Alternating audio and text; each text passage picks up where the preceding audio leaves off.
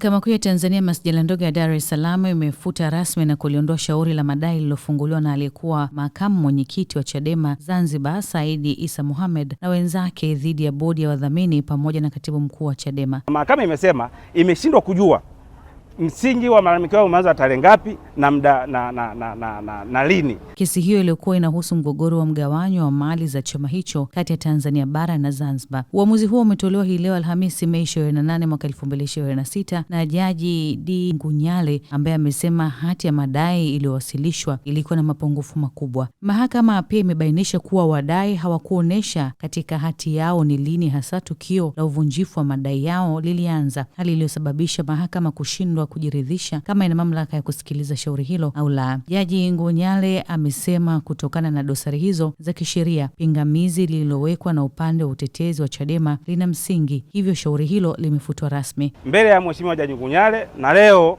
madai hayo ya Said Issa Mohamed na wenzake wawili yametupiliwa mbali na mahakama hii. Kwa upande wa mawakili wa Chadema, wakili Hekima Mwasipo amesema mahakama imezingatia hoja za kisheria na kutoa uamuzi kwa mujibu wa sheria.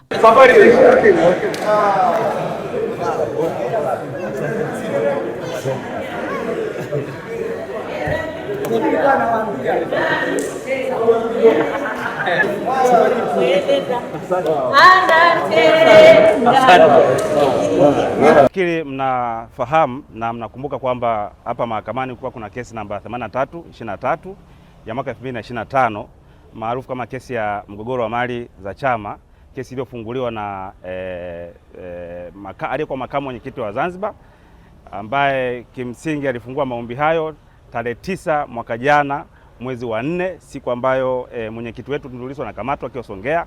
Kesi kaletwa hapa mahakamani na leo imefikia tamati kesi hiyo. Na kimsingi vile vile mnakumbuka kwamba wakati kesi inaendelea tuliandika barua kwa Jaji Mkuu kulalamika juu ya mwenendo mzima wa kesi hii, na jarada likaitwa mahakama ya rufani. Baada ya kuitwa mahakama ya rufani, mahakama ya rufani ikatoa amri kwamba tusikilize au mahakama kuu isikilize kwanza pingamizi la awali juu ya uhalali wa hati ya mashtaka hati ya madai ambayo ilifunguliwa na Said Issa Mohamed pamoja na wenzake. Na tulisikilizwa madai hayo au mapingamizi yetu. Baada ya kusikilizwa mbele ya Mheshimiwa Jaji Ngunyale, na leo madai hayo ya Said Issa Mohamed na wenzake wawili yametupiliwa mbali na mahakama hii. Kwa hiyo hivi tunavyozungumza kisheria sasa, na maombi mengine yote ambayo yanaendana na hii kesi ya msingi nayo yanakufa kifo cha asili. Kwa hiyo shauri hili limeshaondolewa hapa mahakamani bila gharama. Lakini tunaomba tuwakumbushe tu kwamba madai yao yalikuwa ni matatu, kwamba chama kimekuwa kikiwabagua Wazanzibari au wanachama wa Zanzibar kwa maana ya rasilimali za chama au mgawanyo ambao sio sawa wa rasilimali za chama. Vile vile wakalalamika kwamba viongozi ambao ni waandamizi wa chama wamekuwa wakitoa kauli ambazo zinavunja muungano, na vile vile wakalalamika kwamba kumekuwa kuna ubaguzi wa kidini na kijinsia kati ya Zanzibar na Tanzania bara. Lakini sheria inasema kwamba unatakiwa uonyeshe ni muda gani malalamiko yako yameanza. Sasa kwenye hati yao ya madai hawakuweza kuonyesha malalamiko yameanza wakati gani, na mahakama imesema imeshindwa kujua msingi wa malalamiko yao umeanza tarehe ngapi na muda na lini. Sasa kisheria unatakiwa uonyeshe muda ambao malalamiko yao yameanza. Sasa kwa kuwa wameshindwa kuonyesha muda wa hayo malalamiko ambayo nimeshayataja, tafsiri yake ni kwamba maombi hayo yanakosa uhalali wa kisheria kuendelea kuwepo hapa mahakamani. Na leo hii ndio tumefika tamati ya kesi hiyo, na sasa chama bado kiko huru kuendelea kufanya shughuli zake za kisiasa. Ndugu wa Tanzania wenzangu na wanachadema wenzangu, siku ya leo, tarehe ya leo ni ya kipekee sana. Kesi hii wakati inaanza namba 83/23 ya mwaka 2025, wakati inaanza, toka awali tulisema kesi hii haikustahili kabisa kuwepo mahakamani. Ni kesi ambayo ilikuwa imetengenezwa, ilikuwa fabricated kabisa na watu ambao wako katika mifumo, na waliwatumia waliokuwa hawa ambao walikuwa ni wanachama wetu na wengine ni viongozi kabisa kwenye ngazi ya bodi kuja kuileta kesi hii ambayo ilikuwa ni kesi batili kabisa.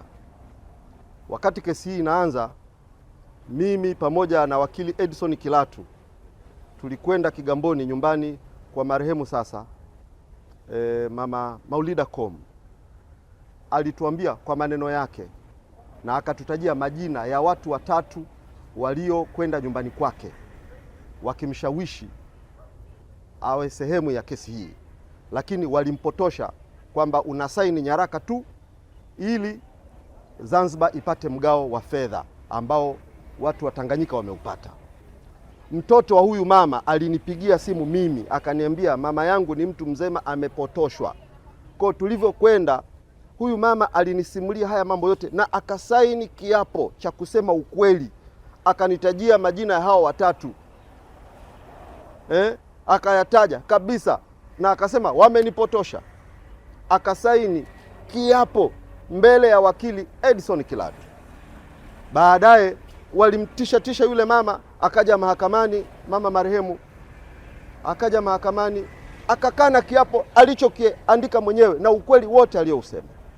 Maneno haya aliyasema pia nilimleta mbele ya bodi yote ya wadhamini. Akasema kesi hii tumelazimishwa tusaini. Ninyi ni mashahidi Wazanzibari, viongozi na wanachama, jinsi ambavyo walikuwa wanapinga mwenendo huu na jambo hili kwamba hii ni kesi batili. Wazanzibari na hatuna hiyo shida, sisi tunaishi na tunafanya kazi zetu kama kawaida. Hii ni haki tuliyoistahili. Hii ni haki tuliyoistahili kabisa. Hatuna yoyote hapa wa kumsifu wala kumpongeza. Tulistahili hii haki na hatukustahili kabisa kupitia kipindi cha siku 310 cha kifungo batili ambacho tulikipitia. Tulistahili hii haki na hatukutakiwa kupitia haya yote ambayo tumepitia. Mungu ni mkubwa, Mungu ni mwema, huu batili umeisha. Mungu ni mkubwa na kazi zetu sasa zinaendelea.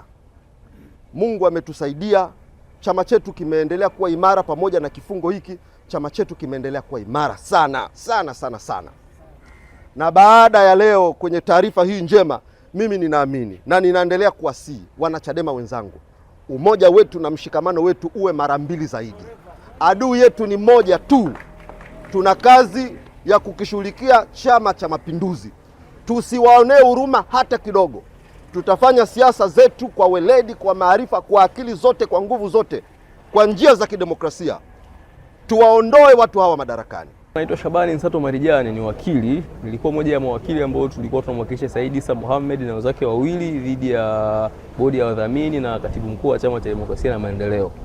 Kama itakumbukwa, leo ilikuja kusikilizwa uamuzi wa pingamizi la awali ambao ulirudishwa kutoka Mahakama Kuu linalohusiana na hati ya madai kutoka kuonyesha tarehe ambayo mgogoro ulianza.